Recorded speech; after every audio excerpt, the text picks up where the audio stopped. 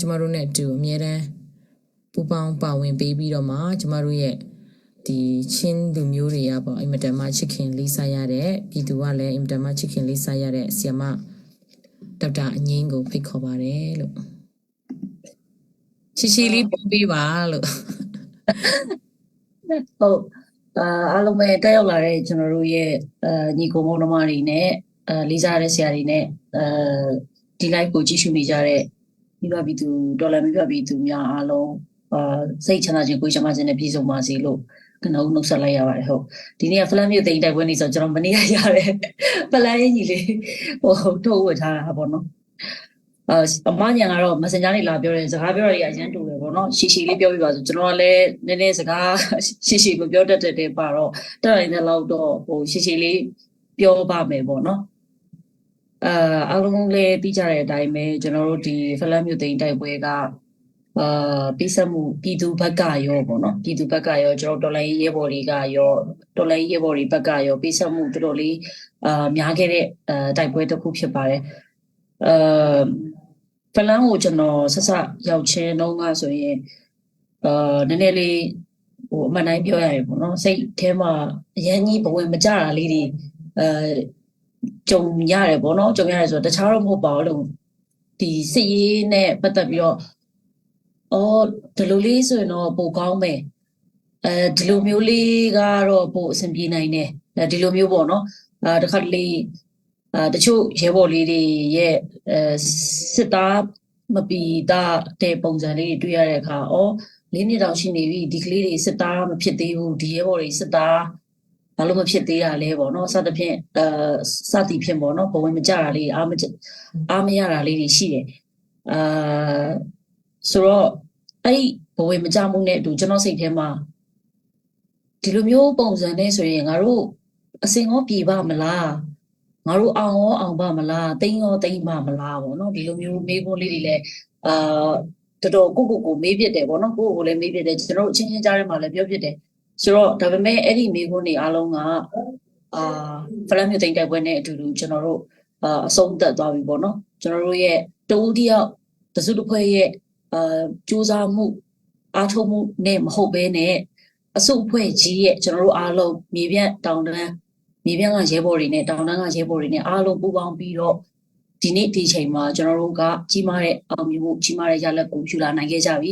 ဒီလိုအောင်မြင်မှုယူတဲ့အခါမှာလဲတော်တော်လေးကိုပေးဆဲရတာများပါတယ်အနီးကနေခဲ့တဲ့သူတယောက်အနေနဲ့ပြောရမယ်ဆိုရင်နောက်ဆုံးပွဲသိမ်းတရက်ထဲမှာတင်လူနာဟာအယောက်60ကျော်ပါတယ်အယောက်60ကျော်ပါတယ်အဲ့ဒီထဲမှာတော်တော်လေးကြီးမားတဲ့ဟာကိုပြောရမယ်ဆိုရင်ခြေထောက်နှစ်ချောင်းလုံးပြတ်သွားတဲ့ရဲဘော်က2ယောက်ပါခြေထောက်တစ်ချောင်းဖြတ်လိုက်ရတဲ့ရဲဘော်က2ယောက်ပြီးရင်နောက်ထပ်ပြင်းထန်ဒဏ်ရာတွေလည်းတော်တော်ကိုများတယ်ပေါ့နော်တော်တော်ကိုများတယ်တောက်လျှောက်မှာကျွန်တော်တို့ဟိုတနေ့ကပြောသလိုပဲလူနာကြီးရတယ်လူနာဟေးဆမလူနာဆိုပြေးကြပြီလူနာရှိတဲ့နေရာကိုပြေးကြပြီတခါလူနာကြည့်နေတော့ကားတစ်စီးပြီးတစ်စီးထိုးဆိုင်ဘာလဲလူနာလားအရေးကြီးလားဆမမဟုတ်ဘူးကြာသွားပြီဟာဒီမှာလူနာကြည့်နေတယ်ကြာသွားပြီဆိုတော်တော်လေးစိတ်ကအဆင်မပြေဘူးပေါ့နော်ရတယ်အဲ့ဒါဆိုဟိုမှာထားလိုက်ဟိုမှာမင်းတို့ဟိုမှာခဏထားလိုက်အောင်ပြင်ငါတို့လုပ်ပေးမယ်ဆိုပြီးတော့ဒီဘက်ကအရေးပေါ်လူနာကိုပြန်ကြည့်တခါကားတစ်စီးထိုးဆိုင်အရေးပေါ်လူနာတွေထပ်ရောက်နောက်ထပ်ကားတစ်စီးထိုးဆိုင်အဲ့လိုပဲအစောလိုပဲ body တွေအဲ့တော့ကျွန်တော်တို့မှဟိုနေ့ကပြောသလိုအရေးပေါ်လူနာကိုကြည့်လိုက် body ကိုကြည့်လိုက်ဒီကြားထဲမှာဘယ်လိုပြောမလဲကိုရဲဘော်ကြာသွားလို့ဝမ်းနေနေတဲ့ရဲဘော်လေးတွေပေါ့နော်ရဲဘော်လေးတွေကိုအားပေးလိုက်အားပေးဖို့တော့မှကျွန်တော်တို့ကအချိန်မရဘူးဘာလို့လဲဆိုလူနာထက်ရောက်နေတာအဲ့တော့ကျွန်တော်တို့မှအားပေးဖို့ရအောင်အားတင်ထားမငိုနဲ့မင်းတို့ဆက်တိုက်ရအောင်မှသူတို့ပေးဆက်သွားတယ်လို့ဘယ်ခံယူမင်းတို့နဲ့မတွေ့ရတော့ဘူးလို့မခံအဲ့လိုမျိုးတွေမစင်စားနဲ့သူတို့ပေးဆက်သွားတယ်ဆိုပြီးတော့ပဲသူတို့တော့ခုံယူပါညာဒါတွေကကျွန်တော်ရင်ထဲကပဲပြောရတာအပြင်ကထွက်မလာဘူးဘာလို့အပြင်ထွက်လာမလာလဲဆိုအချိန်မရလို့ဟိုမှာရေးပေါ်လူနာတပုံကြီးဒီမှာကျွန်တော်တို့ကကြာဆုံးသွားတဲ့လူတွေအတွက်ကျွန်တော်တို့မှာဝမ်းနေပေးပြီးတော့ဒီလူတွေဘေးနားမှာနေပေးဖို့အချိန်မရဘူးအားပေးဖို့လည်းအချိန်မရအဲ့တော့ကျွန်တော်ဘာလုပ်လဲဆိုရင်ပခုံးလေးပဲပုတ်လိုက်တယ်ကြာသွားတဲ့ရဲဘော်ကိုပခုံးလေး3ချက်ပုတ်လိုက်တယ်ဟိအောင်ခုံယူတယ်မင်းကောင်းသွားတော့သူ သူ့ကိုဒီလောက်ပဲပြောလိုက်တယ်သူ့ဘေးနာကသူ့အတွက်မော်ကျွေးနေကြတဲ့သူတို့တပ်ဖွဲ့ရဲ့ရဲဘော်ကိုပခုံးလေးပုတ်လိုက်တယ်ပခုံးလေး3ချက်ပုတ်လိုက်တယ်အာတင်ထားဒီ3လုံးပဲကျွန်တော်ပြောပြတယ်ပြီးတော့ရဲဘော်လူနာစီတန်းလာတယ်ဆက်လုပ်ရတယ်ညလုံးပေါက်နေ့လုံးပေါက်ပေါ့နော်မနက်9နာရီကနေစလိုက်တာဟာညတကောင်တော့မပြီးသေးပါဘူးညတကောင်တော့မပြီးသေးဘူးကျွန်တော်ညတကောင်ရောက်တဲ့အထိထမင်းလည်းမစားသေးဘူးကျွန်တော်တို့တစ်ဖွဲ့လုံးပေါ့နော်ဆိုတော့ညာကြီးမိုးချုံမှထမင်းစားရတယ်ထမင်းစားနေတော့လည်းပဲအဲ့လိုပဲဆရာမလူနာဆိုပြီးတော့ပြေးကြည့်လိုက်တော့လာရောက်လာပြန်ပြီ9ယောက်6ယောက်6ယောက်ပြတ်တဲ့လူတွေရောကြီးတဲ့တရားရတဲ့လူတွေရောတခါအဲ့ဒီလူတွေကိုကြည့်ပြီးတော့ည1နာရီ2နာရီလောက်ထိုးပြီး2နာရီလောက်ထိုးပြီးည2နာရီလောက်ထိုးပြီးဆိုတော့အနားယူကြမယ်ဆိုပြီးတော့အဲ့ဟာကိုလဲနေတဲ့အချိန်မှာကျမရေးလူနာဆိုပြီးခေါ်လာပြန်ပြီပြေးရပြန်ပြီအဲ့လိုမျိုးပေါ့နော်ဆိုတော့ကျွန်တော်တို့အဲ့ဒီပွဲသိမ့်နေရတော့မိုးလင်းထိပါပဲအယောက်60လူနာလည်းအယောက်60ရှိခဲ့တယ်ပေါ့နော်ဆိုတော့အဲ့ဒါဟာတရက်ထဲမှာကျွန်တော်တို့ကြုံရတဲ့အဖြစ်အပျက်ပါအဲ့ဒီရဲ့ရှေ့မှာလည်းအဖြစ်အပျက်ဒီအများကြီးပေါ့နော်ရှေ့ရ mission ရက်ဒီမှာတဲ့ရှေ့ရက်ဒီမှာလည်းကျွန်တော်တို့အများကြီးကြုံခဲ့ကြတယ်နောက်ဆုံးကျွန်တော်တို့အရန်ကိုဘယ်လိုပြောမလဲအလုံးများလုံးလို့အရေးပေါ်လူနာတွေကိုပဲအာရုံစိုက်ရမယ်လို့တွေးပြီးတော့ကြာပြီးသားရဲဘော်တွေကိုငါတို့စီလာမပို့နဲ့တော့နောက်ကိုတန်းပို့လိုက်တော့ငါတို့ဒီမှာအရေးပေါ်လူနာတွေပဲကြည့်တော့မယ်မင်းတို့ကြာပြီးသားရဲဘော်တွေကိုနောက်ကိုပဲပို့လိုက်တော့ကျွန်တော်တို့ဒီလိုတောင်ပြောရတယ်အဲ့လိုပြောရတဲ့အခါမှာကျွန်တော်တို့စိတ်ထဲမှာတအားကိုပြင်းပြင်းထန်ထန်ခံစားရပါတယ်ဒါပေမဲ့ရှင်ကြံနေတဲ့လူတွေအတွက်ကျွန်တော်တို့ကဆက်လုပ်ရမယ်ဒီလူတွေကပို့ပြီးအရေးကြီးတယ်ပေါ့နော်ကျွန်တော်တို့သွားနေတဲ့လူတွေကိုတော့ဂုံယူလေးစားရင်းနဲ့သွားနှင်ပါစီတော့ပေါ့နော်အဲ့ဒီလိုပဲစိတ်ကိုဆုံးဖြတ်ချက်ချပြီးတော့ကြံခဲ့တဲ့လူတွေကိုပဲကျွန်တော်တို့အကောင်းဆုံးစောက်ရှောက်ခဲ့ကြတယ်အကောင်းဆုံးပြုစုခဲ့ကြတယ်ပေါ့နော်ကျွန်တော်တို့လက်ထဲကိုရောက်ပြီးတဲ့နောက်မှာတော့ကြာဆုံးလူနာတော့မရှိဘူးကြာဆုံးပြီးသားလူတွေပဲကျွန်တော်တို့စီကိုရောက်ခဲ့ကြတယ်ပေါ့နော်ပြီးတော့မြို့သိမ်းတိုက်ပွဲပြီးတယ်ကျွန်တော်အောင်ပွဲတွေခံကြတယ်ဓပုံတွေရိုက်ကြတယ်ပေါ့နော်ဓပုံတွေရိုက်ကြတယ်ကျွန်တော်လည်းဟိုဒီသွားတယ်ပေါ့နော်ဖက်ဖန်ကိုလည်းခုမှပထမဆုံးရောက်ဖို့လားဆိုဟိုဒီသွားတယ်ပြီးတော့ပြန်လာတော့ body နဲ့နှစ်ခုအထက်ရောက်နေပြန်တယ်ဆိုတော့ကျွန်တော်မေးတယ်ပွဲကပြီးသွားပြီလေပွဲကပြီးသွားပြီဘလို့ဖြစ်ပြီးတော့ body ကရောက်နေရပြန်တာတော့ဆိုတော့လွန်ခဲ့တဲ့2လလောက်ကကြာသွားတဲ့ရဲဘော်တွေအဲ့ဒီတုန်းကအလောင်းမရတာအခုမှပြန်ရခဲ့တာဆရာမတဲ့ဆိုတော့ပြည်နယ်ကလေးတွေနဲ့ထုတ်ထားတဲ့ body တွေကိုဆိုတော့ကျွန်တော်တို့ထုံးစံတိုင်းပြင်ဖို့စံဖို့ပြည်နယ်ကိုဖွင့်တဲ့အခါမကြုံဘူးတဲ့လူတွေတော်ဒါဟာနည်းနည်းလေးခြောက်ခြားပွဲမြင်ကွင်းဖြစ်ကောင်းဖြစ်ပါမယ်ဒါပေမဲ့ကျွန်တော်တို့တော့ကတော့တိတ်ကိုဝမ်းနေရတဲ့မြင်ကွင်းပါ body နှစ်ခုလုံးမှာအသားတွေမရှိတော့ပါဘူးလုံးဝအယိုးစုပဲကြံနေခဲ့ပါပြီအယိုးစုပဲကြံနေခဲ့ပြီအဲ့ဒီမှာမှ body နှစ်ခုမှာတစ်ခုကခေါင်းမပါလာပါဘူးဆိုတော့ဒီရဲဘော်ကိုခေါင်းမရှိအောင်လုပ်လိုက်ကြတယ်လို့ကျွန်တော်ယူဆရတယ်ပေါ့နော်ဒါနောက်ရဲဘော်တစ်ခုကတော့နောက်ရဲဘော်တယောက်ကတော့အယိုးတွေပေါ့နော်အပြည့်စုံပါလာတယ်နောက်ထပ်ရဲဘော်တယောက်ကတော့ခေါင်းမပါလာဘူး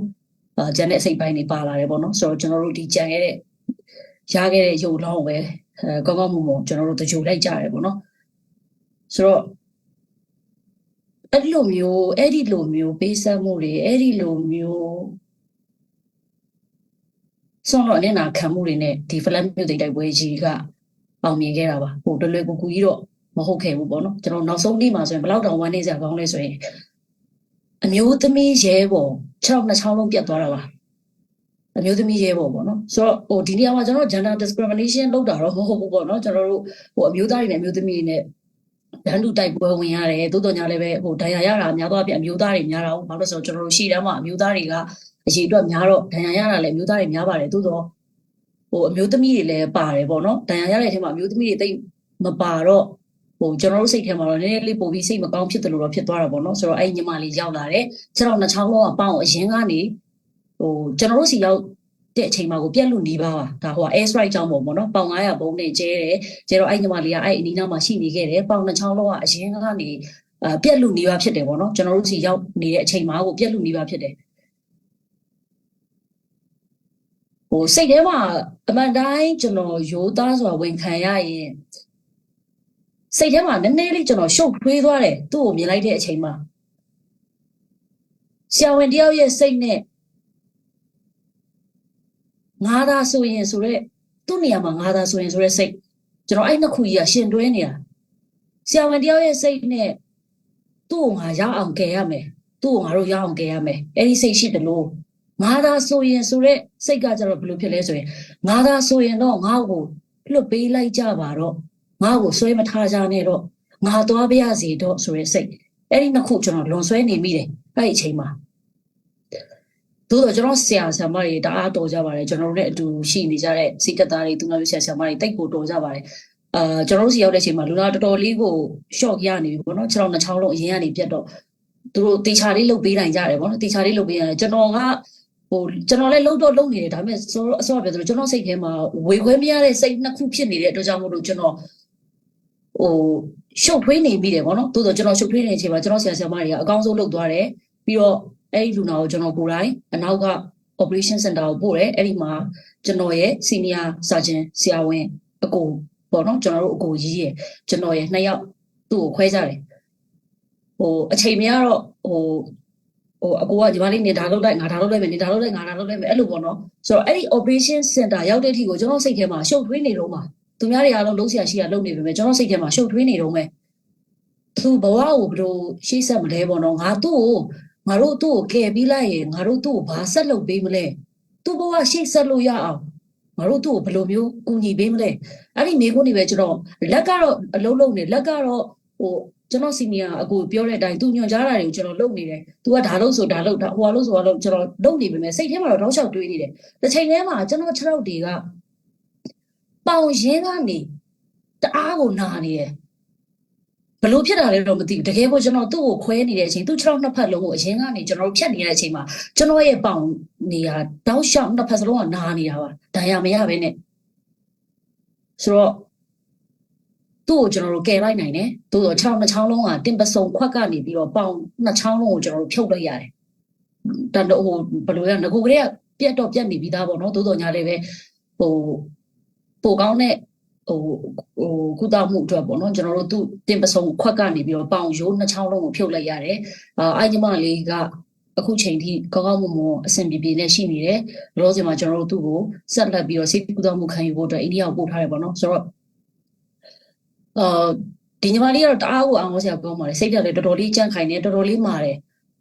ဘာလို့6ရောက်ဖြတ်လိုက်ရလဲကျမရှေ့တန်းသွားချင်လေးတာအဲ့လိုမျိုးပဲသူတောက်လျှောက်ပြောနေတယ်ခွဲစိတ်နေတဲ့အချိန်မှာရောခွဲစိတ်ပြီးတော့တဲ့အချိန်မှာရောကျမရှေ့တန်းသွားချင်သေးတယ်ရှေ့တန်းလိုက်ချင်သေးတယ်ဒီလိုတောက်လျှောက်ပြောနေခဲ့တာပေါ့နော်ဆိုတော့ဒီနေရာမှာဒါကို appreciate လုပ်ရမယ်ဆို BNI ကရင်းမိပေါ့နော် BNI ကရင်းမိဖြစ်ပါတယ်အညာသူလေးပေါ့အညာဒေတာရင်းမိလေးဖြစ်ပါတယ်ဆိုတော့အခုချိန်မှာသူ့ကိုခွဲစိတ်ပြီးနောက်ပိုင်းမှာကျွန်တော်တောက်လျှောက်စဉ်းစားနေတာသူ့ကိုကျွန်တော်တို့ဘယ်လိုကူညီရမလဲငါသူ့ကိုဘာကူညီနိုင်တဲ့သူ့ရဲ့စိတ်ဓာတ်ခွန်အားအတွက်သူဆက်ပြီးအသက်ရှင်ရပ်တည်ဖို့အတွက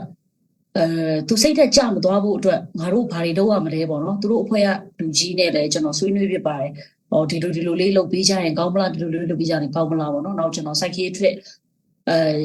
ဆရာဝန်ပေါ့နော်ဒီစိတ်ယောဂနဲ့ပတ်သက်တဲ့ဆရာဝန်ပေါ့သူ့ကိုနောက်ပိုင်းမှာ motivation တွေပေးနိုင်ဖို့အတွက်လည်းကျွန်တော်နည်းနည်းချိတ်ဆက်ထားရပေါ့နော်ဆိုတော့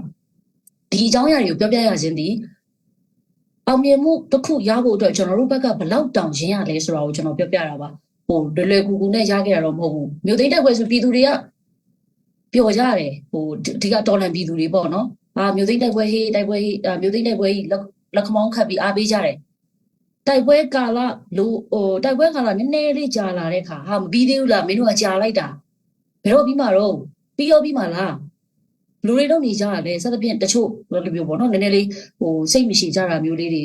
ရှိကောင်းရှိနိုင်တယ်ဆိုတော့ဒီလိုပေးဆက်မှုတွေဒီလိုစွန့်လွတ်မှုတွေကြားထဲမှာကျွန်တော်တို့တွေဟာအလုပ်လုပ်ကြရတာဖြစ်တဲ့အတွက်ကြောင့်မို့လို့အခက်အခဲတွေအများကြီးရှိတယ်ကျွန်တော်တို့အများကြီးစိတ်ဓာတ်ကြခဲ့ကြတယ်အများကြီးစိတ်ညစ်ခဲ့ကြတယ်ကျွန်တော်တို့အချင်းချင်းအားပေးခဲ့ကြတဲ့နေ့ရက်တွေအများကြီးရှိတယ်ကျွန်တော်ရောက်ပြီးတစ်လလောက်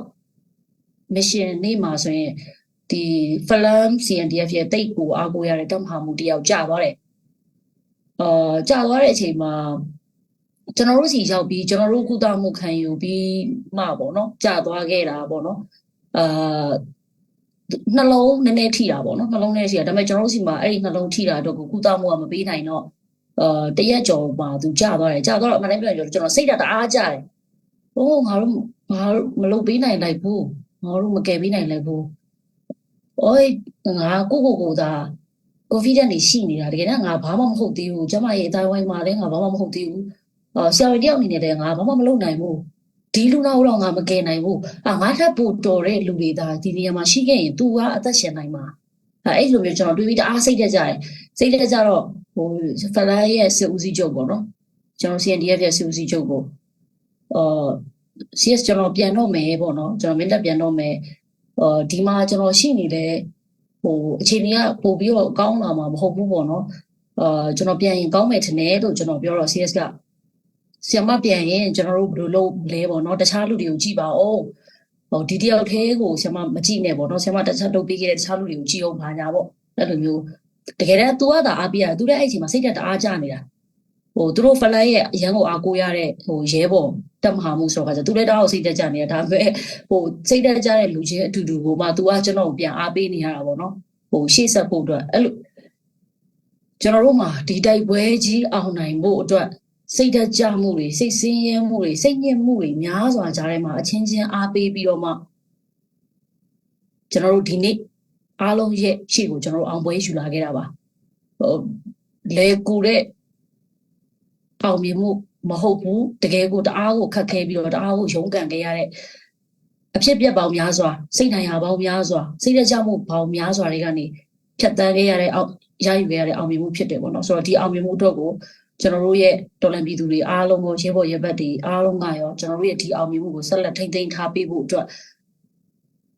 တောင်းဆိုလိုပါတယ်ကျွန်တော်တို့ခွန်အားလေးထဲနဲ့ပဲဒီအောင်မြင်မှုကိုကျွန်တော်တို့ထိန်းလို့မရဘူးဒီအောင်မြင်မှုထဲနဲ့ပဲရပ်တန့်လို့လည်းမရဘူးကျွန်တော်တို့ရှေ့ဆက်သွားရအောင်မယ်ကျွန်တော်တို့ဒီချင်းပြည်နယ်မှာလွတ်မြောက်သေးတဲ့မြို့တွေကျန်သေးတယ်အဲ့ဒီမြို့တွေအတွက်ကျွန်တော်တို့ဆက်ပြီးတော့သွားရအောင်မယ်ချင်းပြည်နယ်တစ်ခုလုံးလွတ်မြောက်သွားရင်တော့မြေပြန့်ဒေသကြီးကျန်သေးတယ်တော်လှန်ရေးဟာရှိဆက်လုပ်ရအောင်မယ်အဲ့တော့ကျွန်တော်တို့ကချင်းပြည်ရဲ့မလွတ်မြောက်သေးတဲ့တခြားမြို့တွေကိုလည်းလွတ်မြောက်အောင်လုပ်ရမယ်ချင်းပြည်လွတ်မြောက်ပြီးတော့တဲ့နောက်မှာတော့ကျွန်တော်တို့ဟာမြေပြန့်ဒေသကိုဆင်းပြီးတော့ဒီကျွန်တော်တို့ရဲ့ချင်းတော်လှန်ရေးရဲဘော်တွေနဲ့အတူတူကျွန်တော်တို့အားလုံးဆက်ပြီးတော့တော်လှန်ရေးအောင်မြင်သွားတဲ့အထိကျွန်တော်တို့တွေပါဝင်ကြဖို့တိုက်ပွဲဝင်ကြဖို့တော့ကျွန်တော်တို့တွေဆန္ဒရှိတယ်ဒီလိုမျိုးဆန္ဒတွေကိုကျွန်တော်တို့ရဲ့တော်လှန်မိဘပြည်သူတွေကနေပြီးတော့ပံ့ပိုးပေးမယ်ပါဝင်ပေးမယ်နောက်ကနေကျွန်တော်တို့ရှေ့ကတိုက်ပါမယ်နောက်ကနေကျွန်တော်တို့ကိုတော့ထောက်ပို့ပေးပါစိတ်သက်ခွန်အားရတော့လည်းကောင်းငွေကြေးရတော့လည်းကောင်းလူအားရတော့လည်းကောင်းမိဘပြည်သူတို့ထောက်ပံ့နိုင်သမျှရှိသမျှနဲ့ကျွန်တော်တို့ကိုထောက်ပံ့ပေးပါကျွန်တော်တို့မှာစိတ်သက်ခွန်အားတွေရောအကြံဉာဏ်တွေရောထောက်ပြမှုတွေရောလမ်းညွန်ပြသမှုတွေရောငွေကြေးအင်အားတွေရောကျွန်တော်တို့အများကြီးလိုအပ်နေပါသေးတယ်အဲ့အတွက်မိဘပြည်သူတွေကကျွန်တော်တို့ကိုလမ်းညွန်ပေးမယ်ထောက်ပြပေးမယ်ကူညီပေးမယ်လို့ကျွန်တော်မျှော်လင့်ပါတယ်ပြီးရင်ဂုဏ်ပြုစကားအနေနဲ့ကတော့ချင်းပြည်နယ်ရဲ့ဒုတိယမြို့တော်ဖြစ်တဲ့ဖလန်းမြို့ကြီးကိုကျွန်တော်တို့အားလုံးမြေပြတ်တောင်တန်းညီကိုတွေအားလုံးပေါင်းပြီးတော့ကျွန်တော်တို့အောင်ပွဲကိုရယူနိုင်ခဲ့ပြီဖလန်းမြို့သိမ်းတိုက်ပွဲမတိုင်ခင်မှာကျွန်တော်ကိုမေးတယ်တခြားလူတွေကိုလည်းမေးဖြစ်တယ်ဘာလို့လဲဆိုတော့ကျွန်တော်ကအတွေ့အကြုံများပါတယ်ဝန်ခံရအတွေ့အကြုံများတယ်တော်လိုင်းကာလ၄နှစ်လုံးမှာတောက်လျှောက်ကျွန်တော်မနာတမ်းပြေးခဲ့ရတဲ့ဝန်တော့ဝန်ပိုးတွေကိုထမ်းခဲ့ရတဲ့လူတယောက်အနေနဲ့အရန်ကိုအိမ်ပြန်ချင်နေတဲ့လူငယ်တယောက်အနေနဲ့ဆန္ဒစောတာလည်းဖြစ်ကောင်းဖြစ်ပါမယ်ကျွန်တော်ဆန္ဒစောတဲ့အတွက်ကြောင့်မလို့တချို့အပိုင်းတွေမှာအားမရတာတွေရှိတယ်မေးခွန်းထုတ်မိတာတွေရှိတယ်ဆိုတော့ဖလန်းမလာခင်မှာကျွန်တော်ဗာမေးခွန်းထုတ်မိလဲဆိုရင်ဒီຫນွေဦးတော်လှန်ရေးမှာ ERO မပါဘဲနဲ့နှစ်ပေါင်းများစွာလက်နက်ကင်လာတဲ့တိုင်းရင်းသားလက်နက်ကင်တော့ကျွန်တော်တို့ဘက်မှာဆိုရင်တော့10စုနှစ်ကျော်လက်နက်ကင်လာတဲ့ရခိုင်တပ်တော်အရကန်တပ်တော်ပေါ့နော်ကျွန်တော်တို့ဒီဘက်မှာဆိုရင်တော့မနိုင်ပြောရင်တော့အရကန်တပ်တော်ကိုတော်တော်လေးဒီမြန်မာပြည်ရဲ့အနောက်ချမ်းပေါ့နော်ကျွန်တော်တော်တော်လေးအားကိုအားထားကြတယ်ဆိုတော့ဒီလိုမျိုးနှစ်ပေါင်းများစွာလက်နက်ကင်လာတဲ့တိုင်းရင်းသားလက်နက်ကင်နေအရကန်တပ်တော်မပါဘဲနဲ့ပြည်သူကယုံကြည်အားထားလို့ရတဲ့ပြည်သူကအားကိုးလို့ရတဲ့အောင်ပွဲတွေကိုယူနိုင်မဲ့ဒီຫນွေဦးတော်လှန်ရေးကြမှာလက်နက်ကင်လာတဲ့အဖွဲ့တွေထဲမှာအားကိုးလို့ရတဲ့အဖွဲ့ဘယ်နှဖွဲ့များရှိမလဲကျွန်တော်ကိုလည်းမိကုန်းထုတ်ကြည့်တယ်သူများတွေကိုလည်းကျွန်တော်မေးကြည့်တယ်ဖလန်းတိုက်ပွဲမတိုင်ခင်မှာတော့အမှန်တမ်းပြောရင်တော့တအားကြီးရေရတဲ့အဖြစ်မရခဲ့ဘူး ဒါပေမဲ့အခုဖလန်တိုက်ပွဲပြီးမှတော့ကျွန်တော်တို့ရေရတဲ့အဖြစ်ရခဲ့ပြီလို့ကျွန်တော်ထင်ပါတယ်ဆိုတော့ဒီနေ့ဒီချိန်မှာကျွန်တော်တို့ဟာ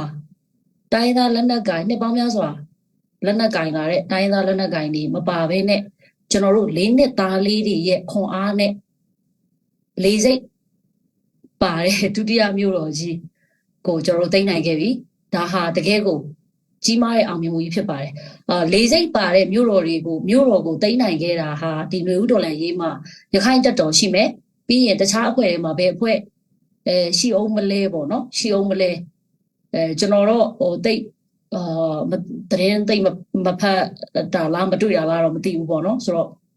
လေးစိတ်ပါတဲ့မြို့တော်ကိုသိမ်းနိုင်တာဟာရခိုင်တပ်တော်ရှိမယ်ဒီအနောက်ချမ်းမှာတော့ရခိုင်တပ်တော်ပြီးပြီဆိုရင်တော့ကျွန်တော်တို့ဖလန်းမြို့သိမ်းတိုက်ပွဲကတကယ်ကိုကြီးမားတဲ့ဒါအောင်မြင်မှုပေါ့နော်ကျွန်တော်တို့လေးစိတ်ပို့ဆောင်ဆက်သွယ်ရေးအချက်ချာကြလွန်းလို့လေးစိတ်ပါတိဆောက်ထားရတဲ့တကယ်မြို့တော်ကြီးကိုကျွန်တော်တို့သိမ်းပိုက်နိုင်ခဲ့ပြီဖြစ်ပါတယ်ပေါ့နော်ဆက်လက်ပြီးတော့ကျွန်တော်တို့ဒါဒီအတွက်ကြောင့်မို့လို့တောင်တန်းမြေပြက်ဒီမှာပါဝင်ခဲ့ကြတဲ့ညီကိုမောင်နှမအားလုံးလက်လက်ကင်ရဲဘော်အားလုံး